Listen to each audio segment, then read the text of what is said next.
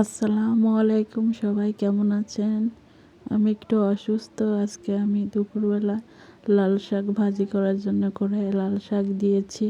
তারপরে তো লাল শাকটা আমি একটু সিদ্ধ করে নিলাম। তারপরে তো পেঁয়াজ মরিচ রসুন দিয়ে একটু লাল লাল করে ভেজে তারপরে আমি শাকগুলো দিয়ে দিলাম, দিয়ে তারপরে নাড়াচাড়া করতেছি। তারপরে এই তো ফাইনালি আমার শাক ভাজা হয়ে গেছে। দেখেন কত সুন্দর হয়েছে আমার শাক ভাজাটা। তারপরে এই তো আমার বাবুটা ছাদে ওঠার জন্য বাঁশ দিয়ে উঠতেছে, দুইবার উঠছিল, উঠে তারপরে পড়ে গেছিলো ছাদ থেকে, তারপরেও উঠতেছে। এই তো আমি পরে ভাত রান্না করতেছি। কোলে আছে আমার ছোট্ট বাবু। আমার বাবুটা রান্না করার সময় সব সময় আমার কাছে আসে। আসলে আমার বাবুকে নেওয়ার মতো কেউ লোক নাই, যে যার মতো সে ব্যস্ত।